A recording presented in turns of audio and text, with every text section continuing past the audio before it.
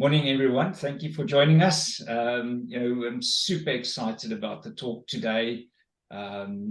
We've got get so many questions around marketing and the different tools and what should people be doing and how can I take the next step. And it seems very simple, but as soon as you start thinking about it, it gets extremely complicated and confusing. And so because we had a lot of questions, I thought there's no better way than to get the actual experts in and to help us with the discussion. So, yeah, and I mean, thank you very much to Razan and Tim for volunteering. They did an awesome job. We workshopped this beforehand and to really figure out what would be a useful framework today to help people. So we've got a great framework for you guys. Just to introduce Razan and Tim, I don't think they need much introduction. I think you would definitely come across them. Razan runs Profile Me. It's an online web app, and it really is a fantastic way to pull together all your different online content and media. Razan, and of course, on top of that, she's probably one of the most passionate and enthusiastic people I know to help financial planners.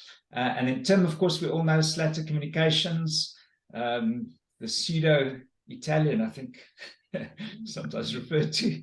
And again, runs an awesome business. I think, Tim, you've probably designed more financial planner websites in South Africa than everybody else combined.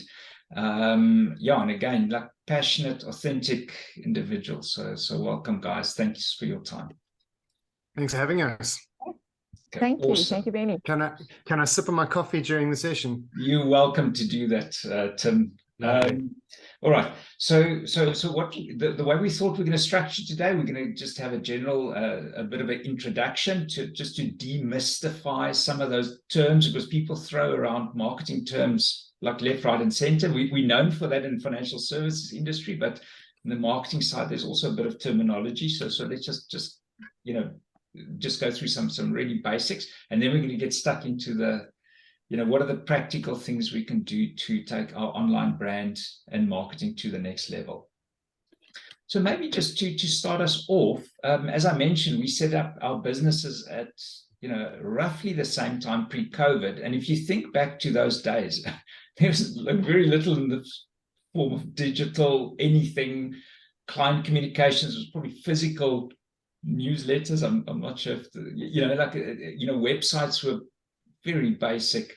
And so maybe Razan and Tim, if you could just maybe reflect on if you think back to those days and where people are now, and then thinking a bit forward, how have you seen, what progression have you seen, and what sort of stands out for you? What are the things that people are starting to get slightly better at, and maybe where they still need to focus?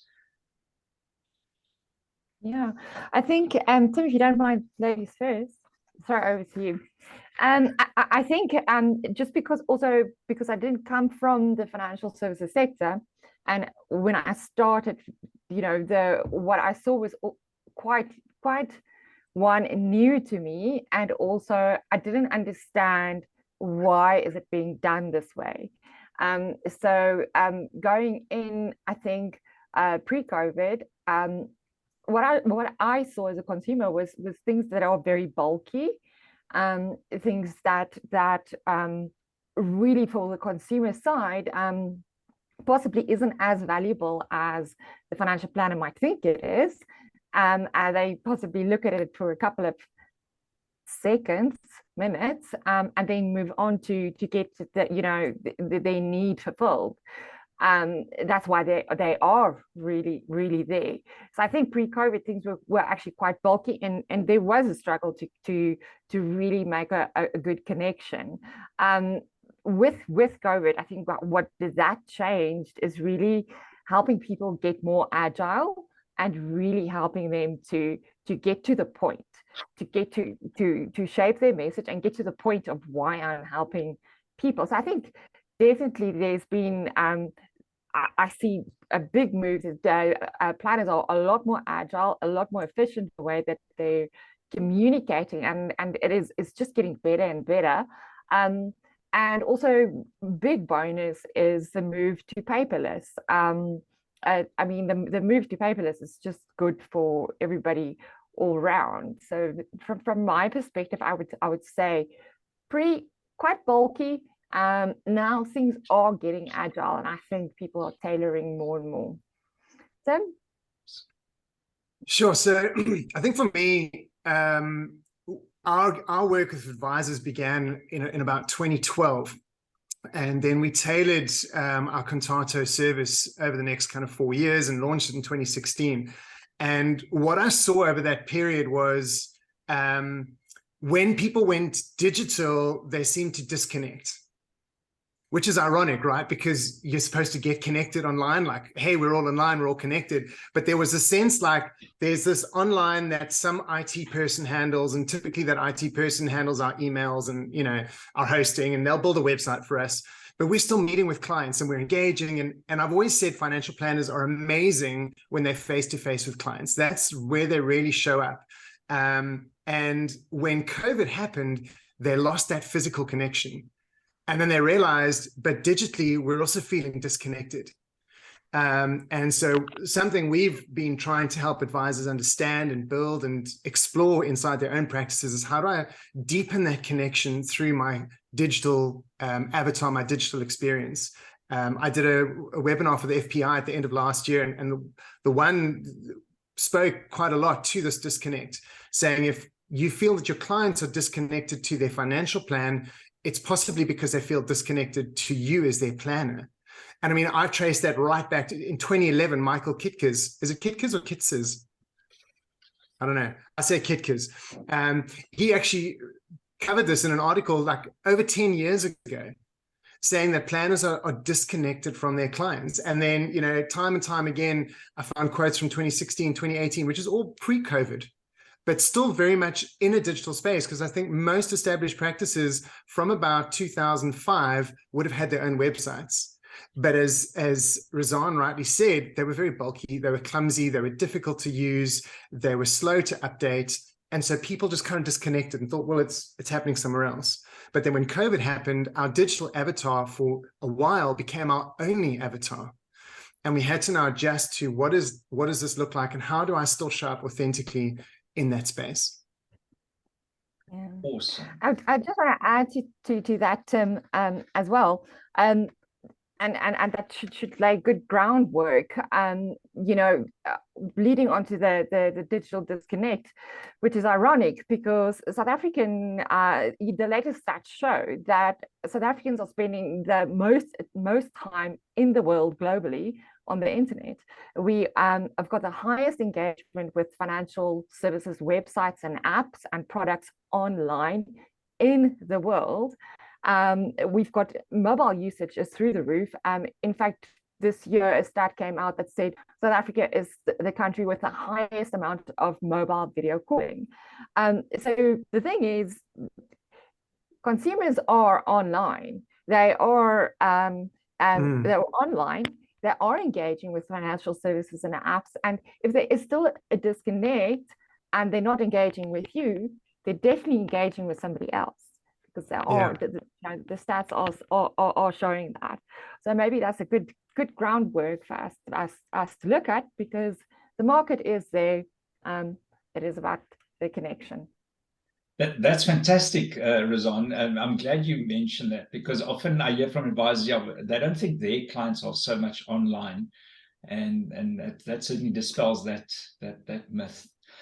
Maybe if we can then just, I was thinking that the real basic starting point is we talk a lot about online marketing and digital marketing, and this word brand, online brand, is starting to feature more and more.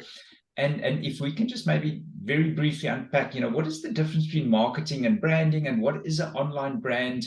And the story I always remember, and I'm not a marketing expert, but a fantastic marketing expert told me, says, whether you like it or not, you do have a brand. You may not know it, but you can just go and ask your clients, you have a brand. So maybe just talk a little bit about how you see the difference between, like, what is an online brand versus my general marketing? Cool. I'll jump in here.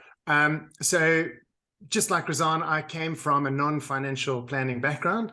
My background is public relations management. And I started helping small businesses in 2011 with what back then, and it's still called it today, is online reputation management, or ORM. And it was very specifically, it's almost like a section of, or a subdivision of, public relations. And so I've always worked inside of the space of staying in my lane, knowing I don't do marketing. So marketing very much speaks to things like campaigns and promotion, whereas brand would speak to conversation and presence, rather than campaigns and promotion. PR is about relationships, but brand is about identity. So like you said, you've got relationships with clients, which means they're perceiving something. PR is all about perception, and truth is all about perception. You might think a product is great for someone, but to them, it's not. That's a great example of value and perception, right? So brand is identity, and reputation is about credibility, whereas brand would be about relevance. So you could be upstanding, super qualified, super experienced, and this is where the disconnect comes in. If you're not connected to your clients, they're not going to see your relevance. And that's why brand and connection and relationship and communication, they all kind of fit into the same approach, the same vehicle, but they've got very different roles inside of your communication strategy. Does that help? Perfect summary. And to add to that, online reputation is, and it has been for a couple of years, it is one of the most valuable currencies of the moment, and going forward and into the future. And that is also where we see, Tom, I don't know if you've noticed it, but we see very experienced planners losing key customers or clients to less experienced planners, simply because the online reputation did the job of shifting them over. And so online reputation is definitely, I think, something so important. And what the mechanism that Tim describes there, actually all three of those are integral parts that you've got to look at. But I'm sure we're going to delve into that now. Yeah, listen, I know it's a passionate subject for you, Razan. Can I add something quickly before I lose the thought? And it's going. I'm like Dumbledore in, when he pulls those thoughts out of his brain and he's like, no, put it back in. What was I thinking? So people often think I need a website to grow my business. And that's a myth. It's not just about growing your business. It's also about sustaining your business, as Razan was saying. I spoke at a conference in 2016 to financial advisors. And I said, guys, it's no longer a question about should I be online or shouldn't I be online? You're already online. If you've ever signed up for a social media profile, if you've ever done an online transaction, if you've ever been anywhere employed by a company, you're going to have an online presence somewhere. Go and Google yourself and see what that looks like. So, Benny, as you were saying just now, rightly so, your brand exists. And this is now 6 years ago, I was saying to advisors, now you have to be intentional about what that brand looks like. In 2017, I spoke at the FBI conference with Cobus Klein, and he got up and he said, his online brand, because he was already prolific on LinkedIn back then. And he said his online brand is not just about building his business, it's about sustaining his business. It's about keeping his business. And if you think your clients are old and not going to be online, firstly, that's probably not true. But if you think that their kids who are now soon going to be making decisions for their parents, who might soon have power of attorney, who might soon be wanting to invest their own money, following their parents, coming back to so that whatever that looks like in the real world, it's not just about a client anymore. It's about the whole community in which you're engaging. Okay. All right, we can probably carry on about that the whole day, but let's get a little bit more practical now. And just to lay the groundwork, there's two concepts, that I know is going to be helpful when we go through the 3 do's and don'ts. So the first one, just to differentiate, and maybe you can just briefly touch on, why do we think about those 2 things about starting a conversation versus continuing a conversation, or put it very bluntly, marketing or positioning to leads and marketing to existing clients. Maybe just touch briefly on that distinction. Yeah, Tim, you're the conversation expert. I'm going to throw that over to you. Cool. So I always see it as you're starting a conversation and continuing a conversation. And Razan and I have been chatting for years, and we've always kind of understood a lot of what they work with is helping advisors start that conversation, create a cornerstone to their brand, especially for guys who don't have a lot of time to invest in the build. And I just need a presence. I need to get started somewhere. But the real value of your brand is the ongoing conversation. Because if brand is about identity, and relevance and conversation, that's ongoing.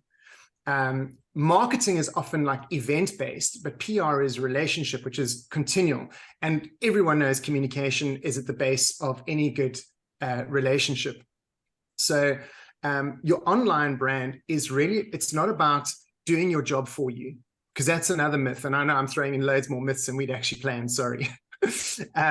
But it's about continually showing up to your clients, because clients are not always ready to engage with you today. But something might happen in their life in a few months' time. And if the last time you engaged with them was, 6 months ago, you're not going to be top of mind. And so a lot of this journey is about just remaining top of mind. It's not even, a lot of guys are still on that train of saying, I need to educate my clients. I need to educate my clients. And yes, that's an element, but I'm saying far more important and deeper than that is you need to engage your clients. And that has a lot to do with the tech stack you use. So Asset Map is an amazing way to engage clients inside of meetings. Profile Me is an incredible way to engage with prospects at events, at new gatherings. And what we do is a very helpful way to engage with clients consistently. Awesome. And then the second thing, just to clarify for the audience, is that we think of content versus the delivery mechanism.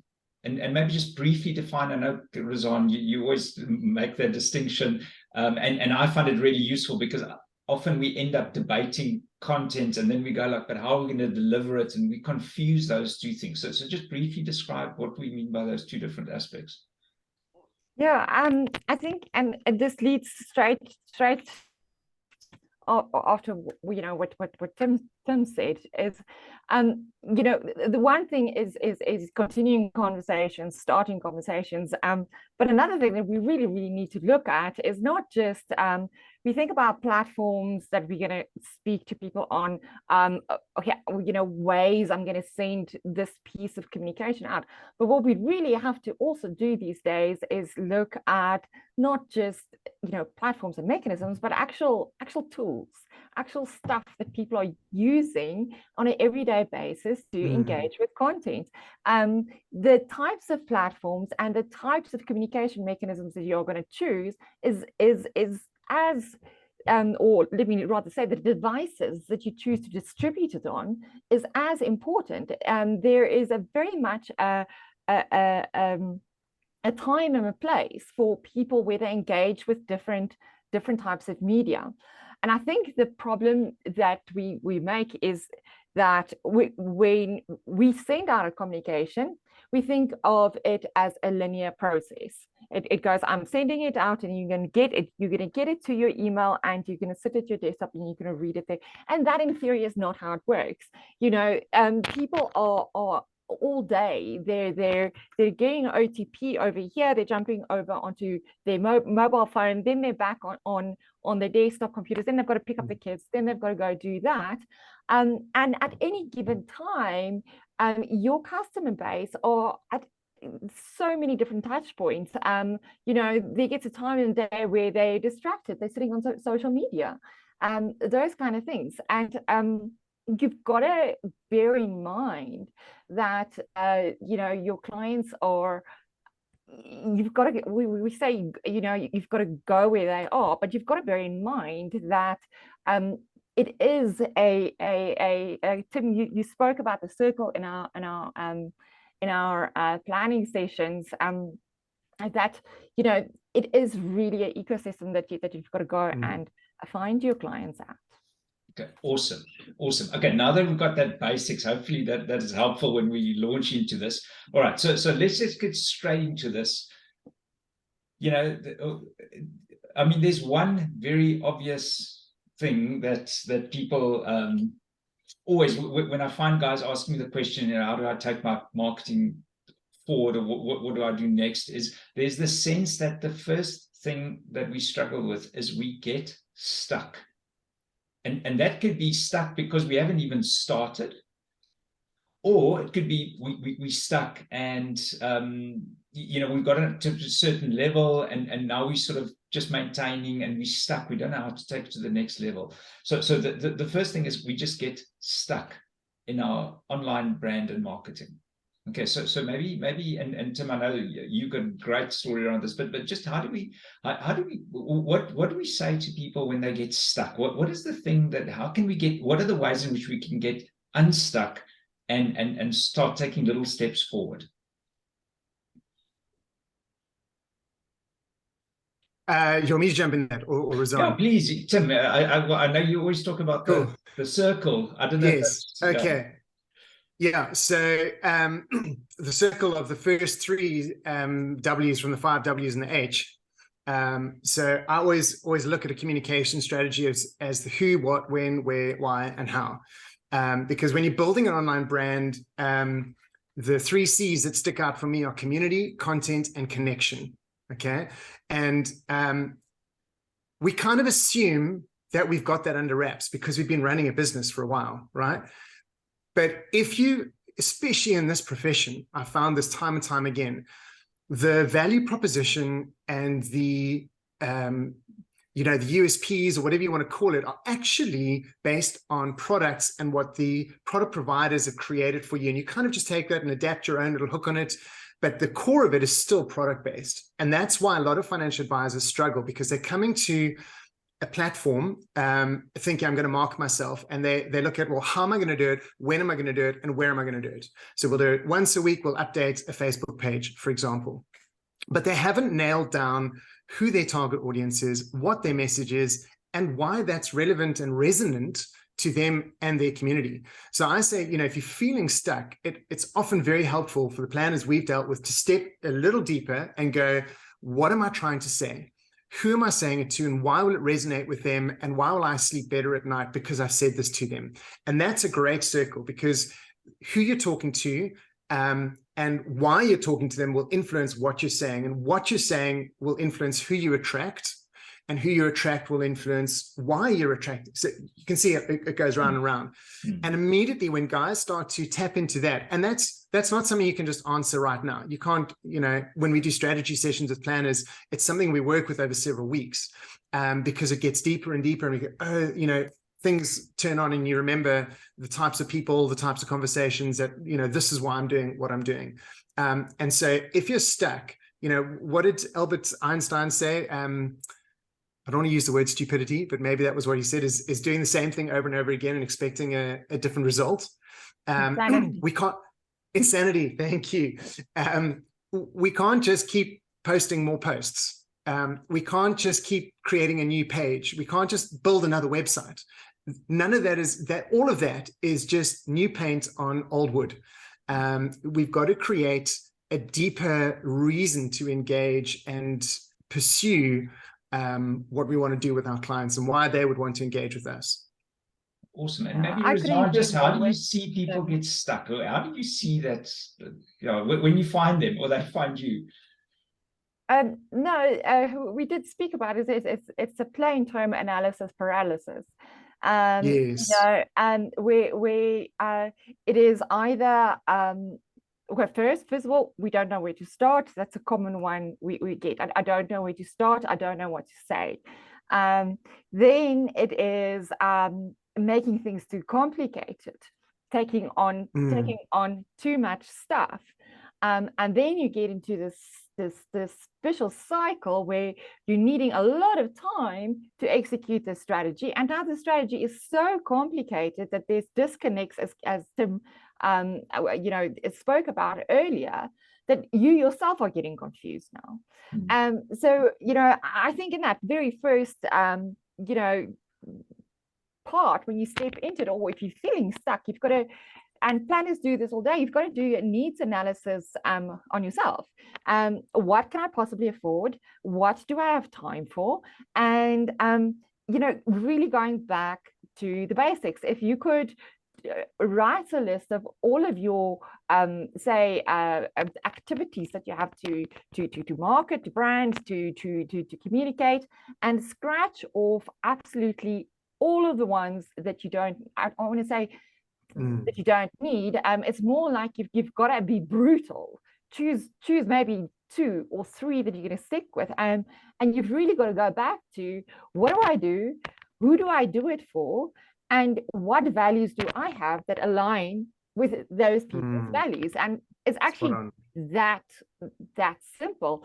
And only then, and Tim was very right where he put it earlier, only then do you start thinking about things like choosing platforms, choosing XYZ, choosing mechanisms. But if you don't have that stuff ready, because we're often very quick to go after the shiny thing. We're often very quick to go after, oh, this is the hottest digital marketer I've heard of. They create leads and all kinds of stuff. I'm not knocking digital marketers. I'm just saying we're often after those things, campaigns and all kinds of things, but we don't have the essence of the, you know, the essence of it right. It's almost like the seed of a plant, and you're going to get a real plant. All you're doing now, the seed is not there, so you're putting a plastic plant on top.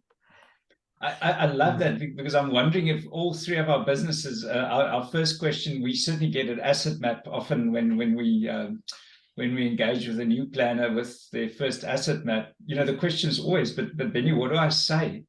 What would I say to clients? And it's not that the guys don't know. It's a new process, and it's a different way of thinking about your value and your message. And as you say, who are you delivering it to? Okay, awesome. Okay, so that takes us. So the first thing is we get stuck. Okay. The second thing is then, we had a lot of jokes about this one. We're all guilty of it.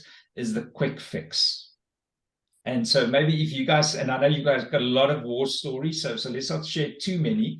But I mean, what are the typical? I mean, you can just briefly, what are the typical quick fixes that we think is clever, and then of course it completely backfires. So what are some of those quick fixes that you guys tend to see?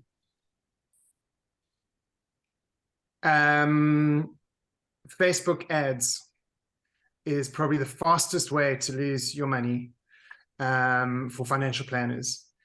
And also, can I just put a caveat in here? So when I say Facebook, like, don't touch it, it's specifically for this profession. Facebook has many other tools that are fantastic for other businesses, but for financial planners who are building a relationship-based business model, it doesn't help them.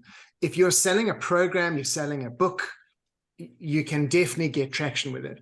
But yeah, you know, and then working with marketers who think that SEO for estate planning, SEO for holistic financial planning, SEO for retirement annuities is important for financial advisors. The problem is that there's about 700,000 hits for those words already in this market. Your value proposition is you. And so, you know, guys thinking we just set up a Facebook page and then we'll get the intern in the business to set it because they're on Facebook and they know how it works. You know, classic, like, quick fix, we'll get a brand up and running, doesn't work. And maybe just from your side, Razan, just any, I mean, there's a long list, but maybe just to make it really practical for the audience, some of the hacks that you see that sounds clever, but it doesn't deliver results in the long term. Yeah. You know, a very quick fix is I'm going to rush out to all of the platforms, and I'm going to set up a business page, and I'm going to start. Now that's the quick fix, because now your intent is high towards your need of having to get online, but now you've got that there, and now you can't maintain it. And the quick fix often is handing it over to either a digital marketing agency that is going to run a campaign for you that charges, say, 12.5 grand a month for 3 months, and you get one lead that doesn't convert. Most expensive lead ever. But you know, so there's a time and a place for everything, but the quick fix is definitely rushing in too fast, not going slower and going in, you know, too complicated. And also we did look at this, where you look at what somebody else is doing and you're just gonna like jump over that and do that, which we had a big conversation on, you know, the hot one at the moment, which is chat GPT, you know, thinking that you can go and write content, because writing content is really, it's not an easy task. Tim, you had you said something really great about, like, you know, what makes you tick, and I'll leave that to you to explain that. But writing content is really, really difficult. So when you start, the complicated you make it for yourself, the better. And also remember, you've got to come across authentic. You can't rely on you know, AI to spin you out your value propositions and what you believe and stand for. That's just not going to fly with your clients. So you've got to sit with, you know, with whatever you want to sit with, and just write down the core basics, and it can just be bullet points, really, and you build from there. I think going in very fast and thinking, oh, okay, great, we're going to do this campaign here, and we're going to do this big thing here and this big thing there, that is probably where I see the biggest, we talk about quick fixes and complicated fixes, where things get really confusing. And it is just going, you know, taking a step back and just starting where you are with the actual basics. Doesn't matter how, you know, geared up you want to, we've got to get going now. You've got to take that patience. This honestly, when it comes to your brand, this is the time to take the pause and to take the breath and really think it through properly, before you just blast out. Awesome. And Tim, you've already... I was going to say, where I said earlier, brand is about presence, marketing is about promotion. You know, if you speak to any guru about how do you become present and how do you focus and how do you become mindful, first thing they'll tell you is take a breath, slow it down. And often we fall into these quick fixes and complicated fixes because we're trying to rush it and do it too fast. We're thinking, I've got an hour now, let's quickly get this sorted out. And that's where a vicious and unhealthy cycle of online branding begins.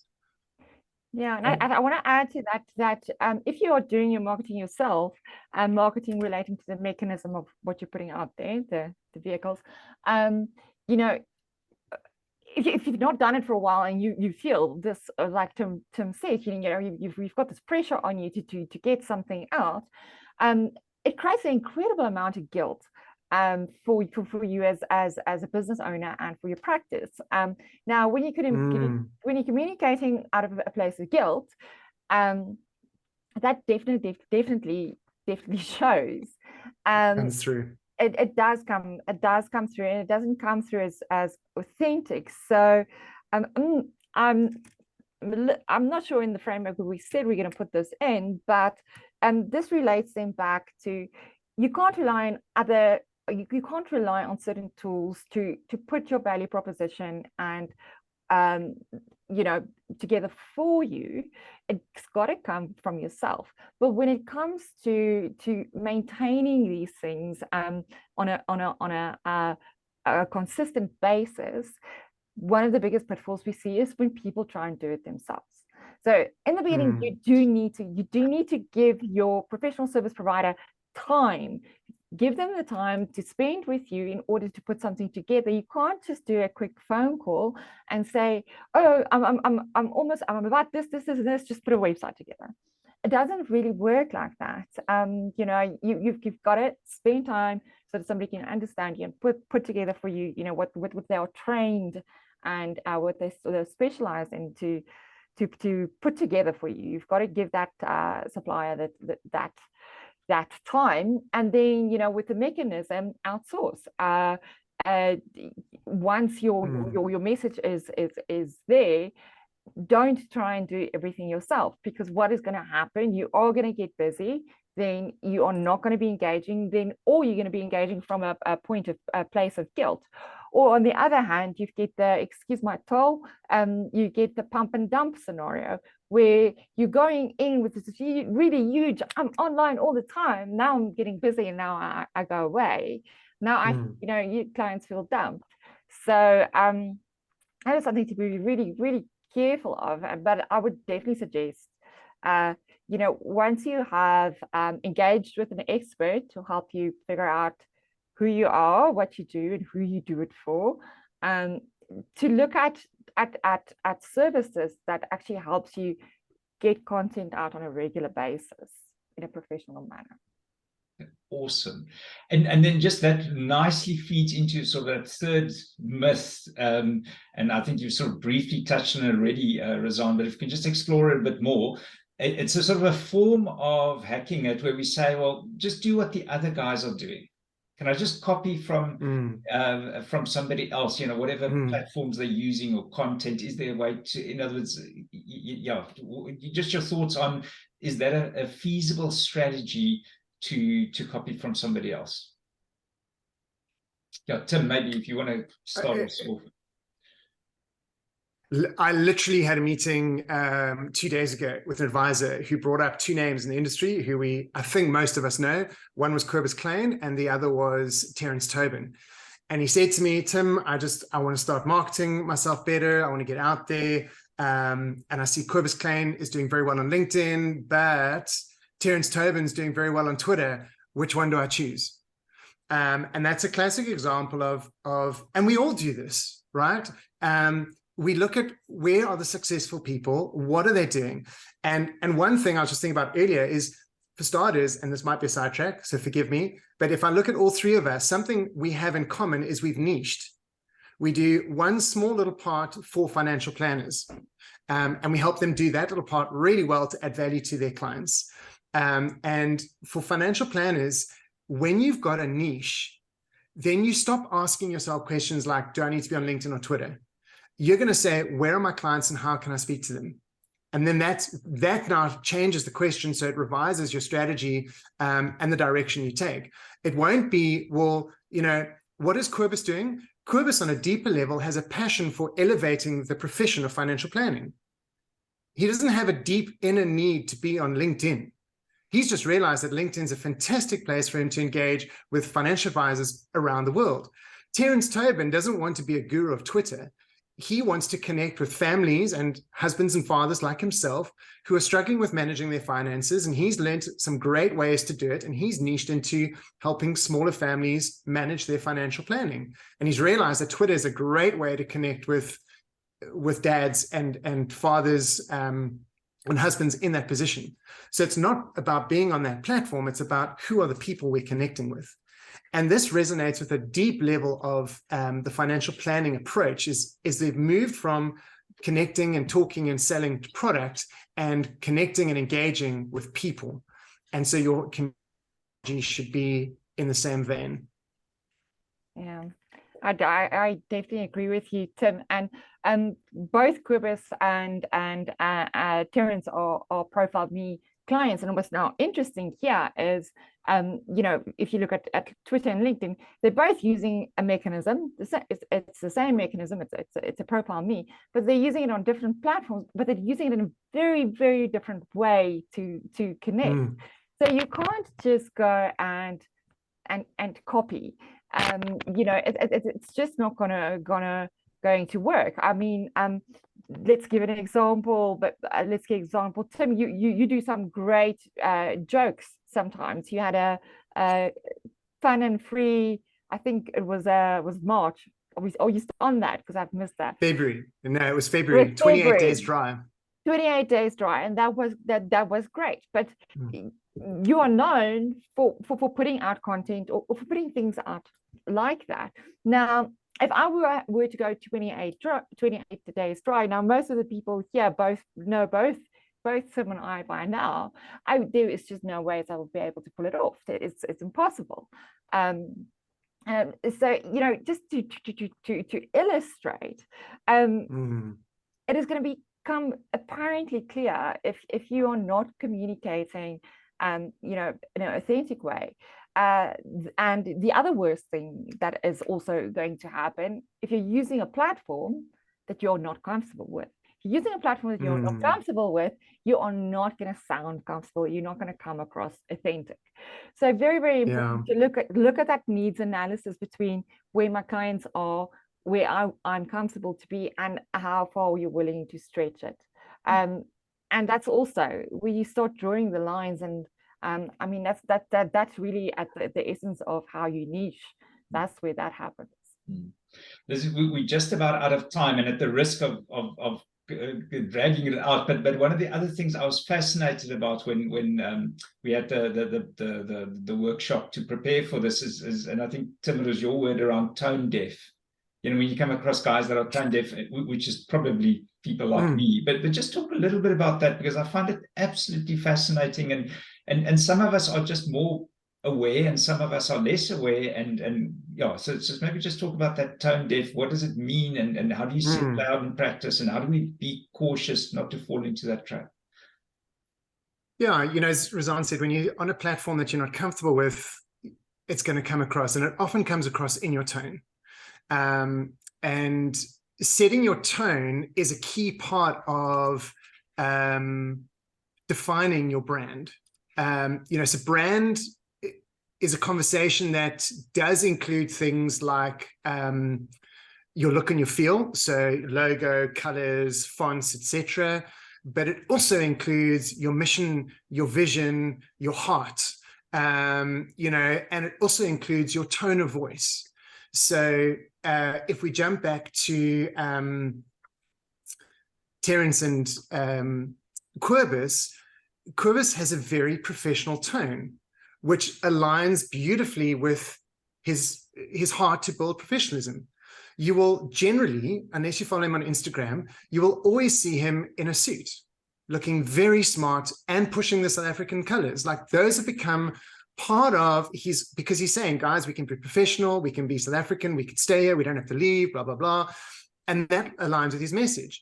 Terence, a lot of his questions are around, like, where would you invest if you're a dad, and take it from a slightly different angle. So he's asking traditional questions, but it feels like he's being a little bit more vulnerable. And he's always open. He's like, I had a client ask this, what would you say?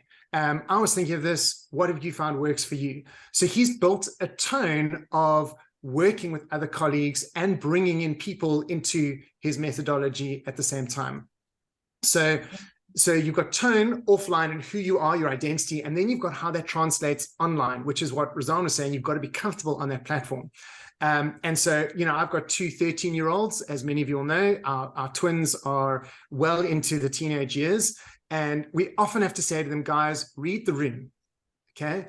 When you walk into a room, don't just go and annoy your sibling. Kind of feel what's going on, right? And it's the same thing when we read the virtual room. What's going on, and how do we bring some of our natural presence, and a word that Derek Smurenberg used to use so much, and I love that he brought this into the conversation, was empathy in financial planning. A lot of people just talk about soft skills, but empathy is a very important word of discerning tone and understanding what's happening with your clients. And I joked in our session that I said, you know, some guys online are not tone deaf, they're stone deaf. And that again just happens when you don't know how to reply. So you've got to start with something that's accessible, that makes sense to you, that resonates with you for your next step. Don't go and say, I'm going to do a daily update. I always say to guys in our training, I say, aim for 3 minutes, 3 times a week. And I'm going to give you 3 things to do in each of those sessions. So you literally, and most people are like, wow, I can do that. 3 minutes, I spend more time making tea, more time on the loo. I can, and you start with that. And that is based on the understanding that you've got a bit of a brand, you've got content available. And as Razan was saying, where do you outsource? So do what you're good at and outsource what you're not good at, you don't enjoy doing, or don't have the time to do. Yeah, I wanna add to that as well, and that is just from my from what I have seen in the market, coming from a advertising background, you know, being experienced brand strategist, all of those type of things.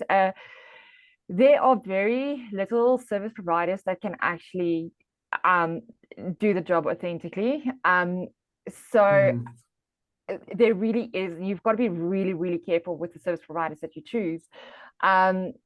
So having said that, you know, it really is a good exercise that if you cannot find the right fit for you, just to keep your message as simple as possible, and just do, like Tim said, you know, do the small things 3 times a day. If you still keep your message simple, at least you're not going to fall over the edge with or trip over, or you know, your own words, or get lost in your own strategy. And again, that will happen if you're sitting with the wrong service provider. We're not discouraging you from please outsource, but you've got to find the right fit, because we do see that there are very little people that that we've seen. Tim, I don't know, maybe you've got the same feeling. Absolutely, yeah. Awesome. Listen, guys, we're going to have to wrap it up. We could probably do this like a webinar series over a whole year, because I mean, there is just such a lot of stuff. But I think the reality is it's not our area, you know, or the area of expertise for many financial planners. And that's why it's great to have resources like this. So yeah, so the main thing for me is it's not rocket science. It's been done before, but we have to engage and reach out to people that know what they're doing, or fellow financial planners that have been through the process. You know, there's a wealth of online information, but yeah, please just don't get stuck. You know, phone one of us or phone a friend. You know, just don't be stuck in that place. I think it's, you know, the importance of your personal brand and online is not going to go away.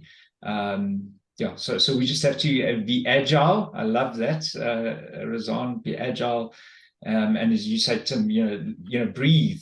You know, take it like going deeper, and let's push ourselves. All right, so just then to thank you for you guys for your time, and really appreciate the effort that you put in to put out this content for us. Tim actually wrote an article for us. I think he penned it yesterday, so we're certainly going to share that article.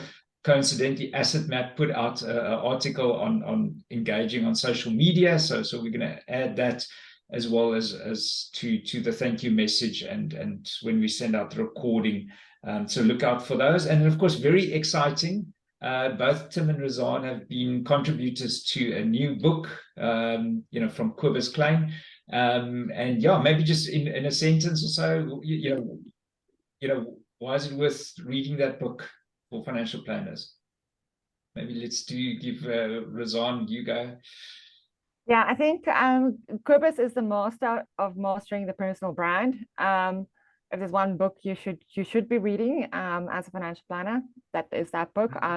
The level of contributions, all the contributions, there is an incredible, well-balanced mix of contributions in there, and it is really well thought through to get a perspective that not only serves Kobus's perspective, but, you know, serves the profession as a whole. So I definitely think it's a great book. On the Profile Me chapter, Kobus delves in specifically on how he uses Profile Me to get a 20 million rand client. So that should be a great part as well to read. But very exciting times, and yeah, it's been a great privilege to collaborate on that book. Absolutely, echo what Razan's saying. My chapter focuses a lot on the strategy and what you're saying earlier, the deeper dive. What can I work on at a deeper level, more than just the tools, because the tools are the surface. Razan, you used the analogy of a seed earlier, and the tools are the husk. But you are the heart. And if the heart of that seed is not inside the husk, it's just going to rot eventually, which is not a great thought. But that is what happens. People's online brands become stale, and they become irrelevant and disingenuous. And the only way we can move away from that is bringing heart, which, you know, the part of the early days when we were working with you guys at Asset Map on your website, was that it was head, hand, and heart. And that was the part that resonated with me as a company that I wanted to help you communicate, because I was like, that I get that. And it's a balanced approach. Awesome. I just want to add also, having a personal brand is fun. You see Cobus, it looks like a ton of fun. Bees was saying to himself, Tim as well, he has a ton of fun. He you know, he talks about existential stuff, but that's who he is. So having a personal brand is fun. Just, it's not that complicated. Just, you know, look into yourself, and I think the answer will become clear. Awesome. Listen, that's fantastic advice. Thank you, everyone. We're going to have to call it quits. I see here, just for Tim and Razan, one of the comments here is the guys are saying they need more of this. So hopefully we've cool. a Nice. good note. All right, guys. Thank you Nice. very much. All the best. Cheers. Bye-bye. Thanks, Benny. Thank Bye-bye. you all.